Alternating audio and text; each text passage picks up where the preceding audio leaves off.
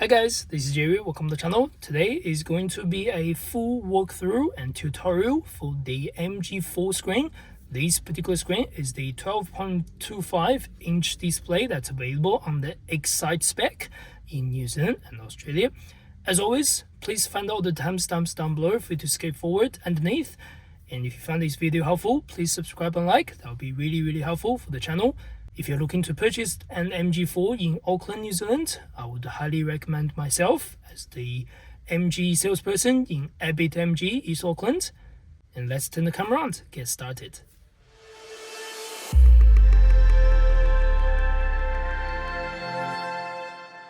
Alright, this is the 51 kWh battery and Excite spec for the New Zealand and Australian version. If you're driving something similar in UK or Europe, based on the SE trim or some lower spec, you may find identical screens, but you may find different buttons or different switches or different functions here and there. The difference should be minimal.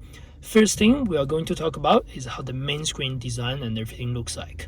On the main screen design, you have different departments and you can quick buttons on the right, and then in any screen you can swipe left for your additional menus or swipe right. There are two main displays. Underneath we get quick switches for our aircon button, front windscreen, rear demister, hazard light, home button, and volume button on the left and right. So these are all the quick switches. On top of the main screen, we have our fog light switch. So if you do want to switch on your fog lights while your headlights stay on, you can press the button to switch on your rear fog lights, by the way. And this shows your music, which is at the moment, it's the radio button. On the top, it also shows your quick menu for your air conditioning. At the moment, it's off, so everything's gray. But if something's switched on, it will show different icons or different temperatures over there. On the top right, we have the temperature for outside temperature. Bluetooth, that's gray, that means Bluetooth function is there, but it's not connected. If the Bluetooth icon is black color, that means it's connected for you. The mute button means the music is on mute right now and time is our right now time. All these quick buttons on the right, first one leads you to home, which is this button anyway, and then second one is your setting menu. We can go back. Next one is your music, which is your Bluetooth or USB player. Next one is your phone connection on your Bluetooth or Apple CarPlay Android Auto on phone calls. Last one is your vehicle settings. We then go through all the things one by one. As always, you can see the timestamps down below on YouTube. Additionally, on the screen, you can also do a drop-down menu from the top. You can swipe down from either edge of the screen. First thing, you can do the central locking. If the engaged or disengaged, whichever you like, that's actually quite handy. But do remember you have the door lock button on your driver door anyway. Rear fog lights, which is the same button as that. And traction control, you can turn it off. That means deactivate. Down your dashboard, the traction control light will come on. Otherwise, switch it back on. So you do not want to switch it off if you're driving, city area and stuff like that. Bluetooth, you switch on, switch off, whichever you like. And screen off, that means you can still listen to the music that's playing at the background, but press this, switch off. And that's how you like it if on the screen off. If you're driving in the dark, you may want to switch the screen off if you're not touching anything. Brightness, you can change whenever you like, switch left and right. Medium volume, that's your music volume. Phone volume, that's your phone, voice volume. If someone's calling in, you can switch left and right. But when you're on phone call, you can use the volume button to change the phone volume anyway. If you're not on phone call, you can quickly use this to change the medium volume anyway. So these are just a quick menu to show you the information. On the top left first, we get Apple CarPlay and Android Auto. I think I'll do an individual video on how to use all the functions on Apple CarPlay, but easy way for this is you can find the USB underneath the center console and connect to the one on the left, which is the New Zealand spec that shows the icon for your Android Auto and Apple CarPlay connection. Plug into the Wi-Fi into your phone, then you can connect to the Apple CarPlay. If you do want to go through the Apple CarPlay, click the Apple CarPlay, it will show a full screen of Apple CarPlay. If you do wish to go back, press the home button, it leads us back to the home button. If nothing's connected, they won't light up. If something's connected, they will light up eventually. So that's how to use the Apple CarPlay information. I think I'll do another video, but I have done another video on this channel if you want to search before I finish all the videos for the future. Next part, we have the charging information. 84% means these vehicles right now has 84% charge, the state of charge, by the way. If you click Discharging, you can see you can control that. Go into the charging, you can see all the charging information. I will do a complete tutorial video on the charging and discharging, but this will be a quickly explain. In the setting menu, we can do schedule charging. If you enable that, you can allow the vehicle to charge between certain times. If you disable it, once you plug in, it's going to charge straight away. That's how the charging setting works.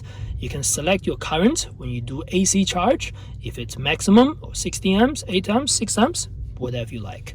You can also do start charging. If your vehicle is plugged in, waiting to be charged, you can do that. Or you can do stop charging. You can unlock the charging cable. On the base model, which has the 51 kWh battery, you cannot select the charging charge to percentage function, where if you are driving a higher range vehicle, 64 or 77, you can select that charging information or charge to percentage function. Discharging settings, you can set to discharge, which is the vehicle to load, to 50%, 20%, whatever. That means the vehicle will drain its battery to up to 50% right now, so you still get around 187 k's to go if it's fully charged, if it's half charged, let's say. Energy consumption, you can see your energy consumption, a lot of things. You can see the energy flow while you're driving the vehicle. You can see the since start or since last charge, your consumption rating or consumption information. You can also see your region benefits underneath. That's quite cool. That means based on region, you are getting 5 kWh battery back, anything like that. That'll help you with their efficiency. On the very left, we get intelligent battery heating. You do not want to engage this if you're driving the car in summer or warm weather. You should only engage this before you go to a fast charging station, and when you are in a very sort of cold weather, you want the vehicle battery to heat up so that when you go to the public charging station, it can take the fast charge straight away instead of waiting for the battery to start heating. Otherwise, switch it off. When you switch this on, it's going to consume some battery from your vehicle battery efficiency. So do not switch it all the time. So you only want to use this in extreme cold weather. Next, we have the radio control. In the radio control, in New Zealand and Australian version, we are only going to talk about FM, because in New Zealand we don't have DAB. I won't talk about DAB, so to speak. FM, you can change to FM radio station by dragging left and right, or you can just single click this icon. That means it'll go to the next available station. It'll read out the name and read out the message from this particular radio station. If you do want to save this particular radio station to your favorites, just press the save button, just like that. It's now in your favorite. You can obviously do multiple favorites, which will show the list. If you do want to delete, just delete or unsave this particular station by pressing the button again. You can also see the full list, which is the station list that's available in the particular area that the vehicle is staying right now. If you're driving to, let's say right now we're in Auckland, we drive to another district, another area, which radio station, they will refresh and show all the different radio stations that's available. So that's quite cool. You can also do setting menu that change your radio station settings or traffic announcements, stuff like that. You can personalize this. I'm not going to dive deep on those things. So that's how to change the radio information. Going back to home, we have the AC button. And before you go into the AC setting, you can also quickly click plus or minus to change your degree, and plus minus to change your fan speed if you do not wish to go into that. Alternatively, you just press this home, the center button, then it will show your air conditioning display. On and off is very simple. Auto is very simple. If you put on auto, it will automatically switch on, switch off for you, or switch the fan speed for you. If you do want to adjust anything on the auto, you just need to bring the volume bar or fan speed bar down or up. The automatic will disengage. And AC, air conditioning, or non-AC, no air conditioning, whichever you like. Then directions, you can do front windscreen, just the top and bottom, or top or front windscreen and bottom, whichever you like. You can choose whenever you like. You can do auto recirculation or manually recirculation, or manually selecting air from outside, or automatic again. You can do eco or non-eco, so give you a slightly less powerful AC. That means it's going to save a little bit more battery consumption. Last one, if you want to do the settings, you can change the few settings. The first one is called volume in auto mode, high or medium or low. That means if you engage the auto at the background, it's going to switch it on fan speed at the higher setting or medium setting or lower setting. This is totally up to you. I personally prefer low or medium, so it's not going to blow in too fast. Otherwise, it's your preference.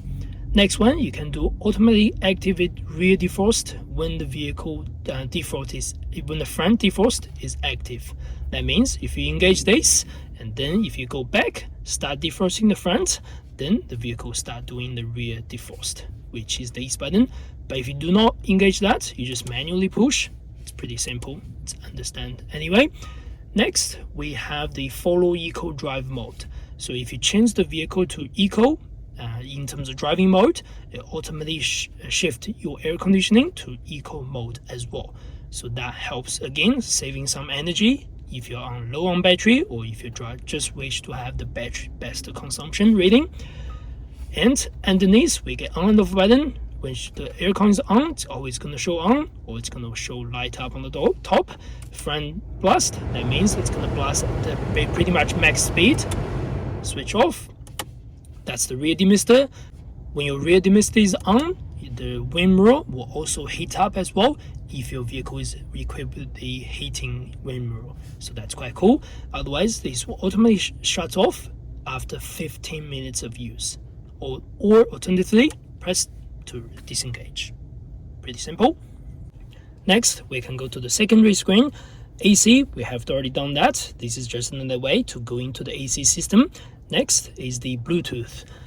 Right now, there's no Bluetooth connection for this particular device. That means you can go into the Bluetooth setting, which you can find in the setting menu anyway, and then Bluetooth, make sure you switched on, go to your phone, go to your settings, then go to your wireless or Bluetooth connection, and then search this name called MG in this particular area. Find the name, click pair, and click OK on the screen, click OK on your phone. It should start pairing. After it's paired, you can also see the synchronized call history and contacts. That means your contacts and call history will be uploaded to this screen. You also have to authorize on your phone as well. If you do wish to delete any of the parent history, all you need to do, just swipe left and press delete, and then click OK. That's all gone. And then if you do wish to search using this particular screen, you can search over here. You can see all the information over there if you wish to. And then if you do want to listen to music from the Bluetooth, just click the music icon over here. It will go into your music, which is USB or Bluetooth, whatever is connected. It's going to show everything over here. Right now, no tracks, of course. Next, we are going to go to the vehicle settings. So there's tons of information available over here. First one is the driving. Again, the tutorial video on the driving mode, energy recovery, all the things, even one pedal driving is uploaded in the list. So find it out. Something to note, this vehicle has got the newest update, so one pedal driving will be available just on this particular, when I shoot this video, it's not just yet here. So one pedal driving is actually available on all MG4 in New Zealand and Australia. MG Pilot, you can change different things on MG Pilot, engage, disengage. Again, I have done a full video on how to use every single function on the MG Pilot. Please find the video in the playlist down below in the description. So I'm not going to go through everything, but this is where you can disable everything.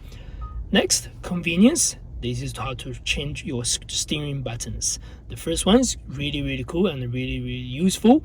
You can change the left start and right start on your steering, which is your steering button, this one and this one.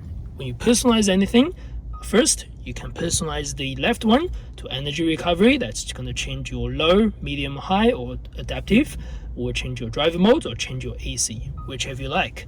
And then next one, select whichever you like on the right steering. So that means you can control quite a lot of things to use full information while you're driving the vehicle, so you don't have to take your eyes off the road if you don't wish to. Personally, I prefer energy recovery either on the left and right, and drive mode either on the left and right. This is again up to you. I've done a full video on how to use the steering buttons. You can check that out as well. After that, we have unlock using keys. So all the doors will be unlocked if you press the key blade. That means not only the driver door, every door will be disengaged. If you select the driver door only, that means you press the key once, only the driver door gets unlocked. You press the second time, all the doors will be unlocked. So again, this is up to you.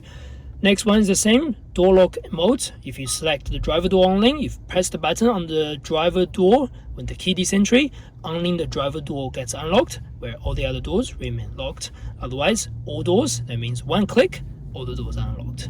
Pretty simple. Next, we have the lighting system. I have talked about lighting, but again, I'll show you. Follow me home. If you switch off the vehicle, when you were driving in complete dark, you switch off the vehicle, just pull the lever towards the steering once, then your front headlights and rear headlights stays on for 30 seconds, so you can see your driveway and surrounding areas. If you do not wish to have it, disable it. Auto high beam, again, pretty easy.